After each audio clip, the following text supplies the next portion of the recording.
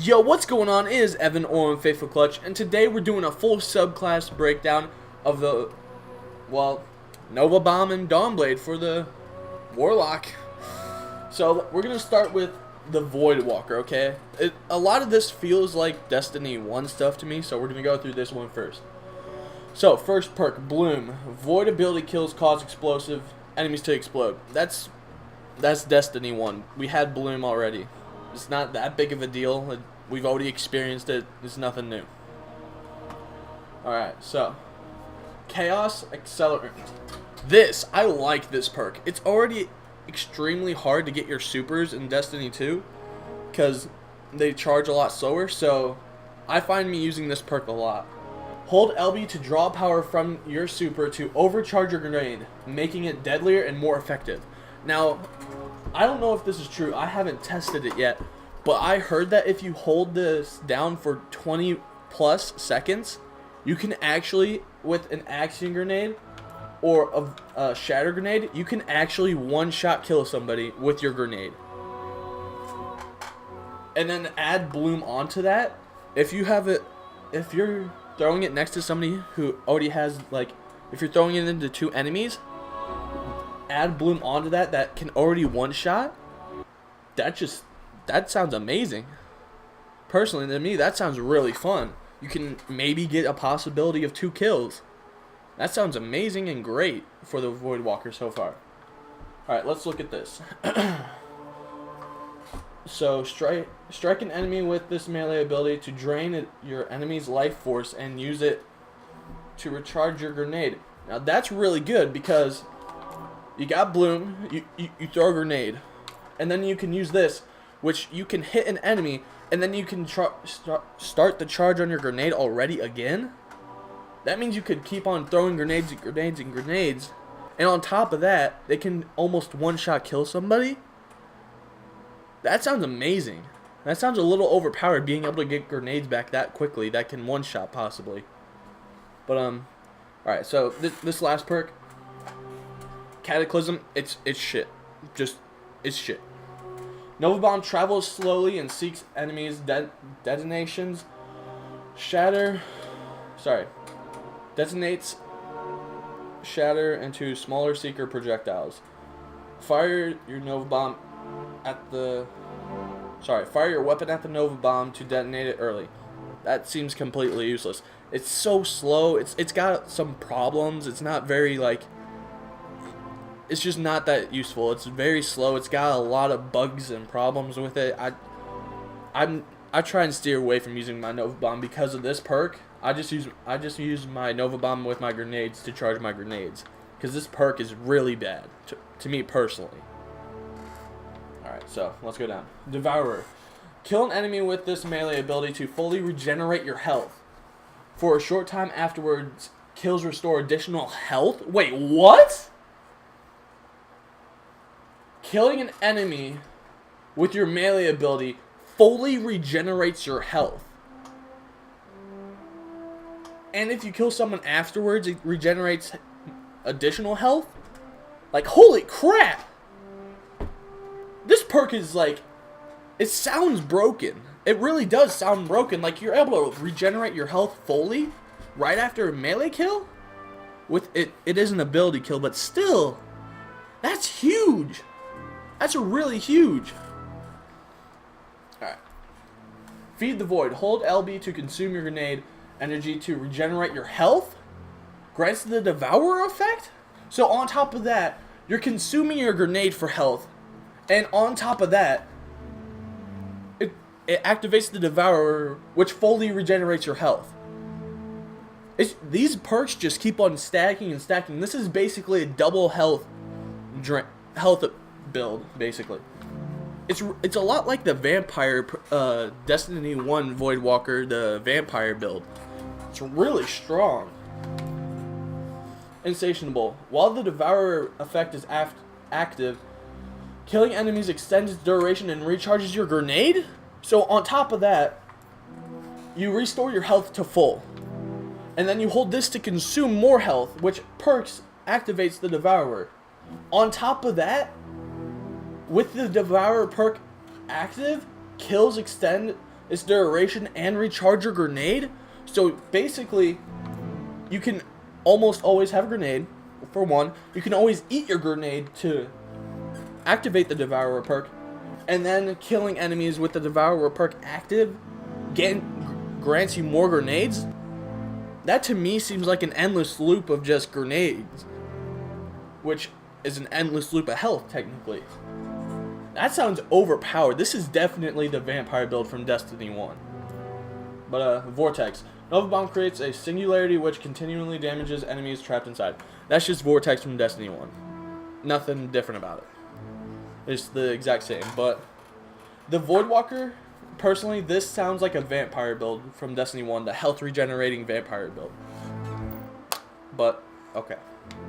Now, let's go to Dawnblade, okay? So, let's start up here. Heat Rising. Airborne kills recharge your grenade and melee energy. Casting Dawnblade instantly refills all your ability energy. That's pretty nice, but it's kind of, that perk sounds like a Igniting Touch. Strike an enemy with this melee ability to burn them and cause them to explode when killed. They both kind of sound the same, personally. But, alright. Winged Sun. Engage your enemies mid-flight. Fire, weapon, and throw grenades while gliding. It sounds kind of like the Angel perk on Destiny 1 where you can float in the air and shoot your grenades. I mean, shoot your guns. It kind of sounds a lot like that, but they just added you can throw grenades now, I guess. It's not that big of a change. It's basically just taking the Destiny 1 version. But, there's nothing much to that, really. Swift Strike. Strike an enemy with this melee ability to burn your target and temporarily increase your movement and reload speed. That sounds nice. If you start to burn and you're already low health, you can melee them. You can get plus to your movement speed and run around a corner maybe. And you get increased reload speed, so if they chase you around that corner, you're going to be running faster already. And you can be reloading your weapons too. That sounds amazing, personally. That sounds pretty good to me. Because you get increase to your melee and reload speed. We don't know how much of an increase there is, so we can't really judge it. Or at least I haven't done testing on it, so I can't really judge that for myself. But it sounds fairly nice. Alright. Icarus Dash. Press BB while midair to dodge. It's basically a Twilight Garrison for the Hunter. I mean the Titan. But, of course, when you pop your super, you get 3 dodges midair for Dawnblade. Excuse me. But you get 3 dodges midair. That sounds pretty nice. But, alright. So let's move on to the bottom. Igniting Touch. Strike an enemy with your melee ability to burn them and cause them to explode when killed. That sounds a lot like the Destiny 1 Solar. I think it's Solar.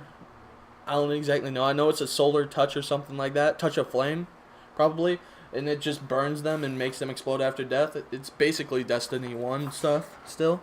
It's transferred over to Destiny 2. Alright. Faded from the Flame. Daybreak projectiles seek targets as they travel and upon impact, launch a streak of deadly flames. That sounds like what the Titans have on their Sunbreaker, where their hammers seek. That sounds exactly like this. So if it's like the Titan, then the seek is really strong then. Personally, if it's like the Titan in Destiny 1, how their hammers seek, this will be really strong. Of course, you do have to factor in that there's a little bit of an arc to the swords, and they do descend down fairly quickly, but still, being able to seek targets, that's pretty nice. Especially on a sword, where some people might not be good at aiming it or something. I don't know, personally. Everlasting Fire. Kill an enemy with Daybreak extends its duration. That sounds nice. On top of it being able to seek targets, which makes it a lot easier to kill people, when you kill people, it extends its duration. That sounds pretty nice for at least the Dawnblade, with having that many swords. That sounds pretty nice. The one thing that I'm wondering though is how much of an extension does that extend its duration of the super? we don't know. So we can't really judge that too much, but that does sound very nice, especially going hand in hand with the Fate of the Flame. Fated for the Flame. Alright. Phoenix, I love this perk. This perk sounds amazing. Just hold B while midair to quickly descend and restore your health. While Daybreak is active, descend, it causes explosive damage. First off, you're midair, you're shooting down on somebody, they get a couple shots on you, you're critically wounded. Just, all you gotta do, hold B. You descend quickly to the ground and you restore your health. Now the question is, does it matter? Is it how much health do you get when you descend? Do you have to be like really high up and descend, or does it matter how high you are to descend to get your health back? Because if it's just you have to press AA and then B to hold down to descend, so you don't have to be high in the air, you can abuse that perk quite a bit. And then on top of that, while Daybreak is active, descends cause explosive damage. Say you're shooting somebody cross map. I mean, throw a sword cross map. They hit you. You're already critically wounded. One, you're gonna descend and restore your health. Plus, on top of that, if somebody's coming around a corner to you, you can hold B and cause explosive damage right under you. That sounds amazing. Getting your health back immediately and then having explosive damage on the ground. Like, I don't know how big the radius would be, but that sounds really broken, personally. And how you could abuse the health regeneration. That sounds really broken. Of course, we don't know how much you restore your health, but just being able to have that little extra thing, especially on top of when you descend, you can restore your health with a healing rift. Once you get down, you can pop a healing rift. How much would you regenerate with that, though? Like, we don't know. That could be really freaking strong. But once again, we don't know, so we can't judge it that much. So I don't know. This build down here seems very based on the super instead of this. I feel like it's more based on grenades and flying and melees. So personally, I'm going to be thinking this is going to be the class used more specifically for the Phoenix dive. The Phoenix dive just sound broken. I don't know what to say about that. That's a really strong perk right there. But I don't have much else to say. I went over most of the things I wanted to say. So if you guys did like the video, I hope you all did enjoy. This was a full in-depth subclass breakdown for the Dawnblade and Nova Bomb. I hope you guys did enjoy. If you liked, please remember to leave a like, comment, and subscribe.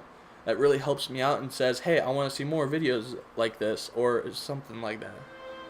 But if I'll be leaving you guys in just a minute, but if you guys did like, please remember to leave a like, comment, and subscribe. And yeah, guys, I'm out.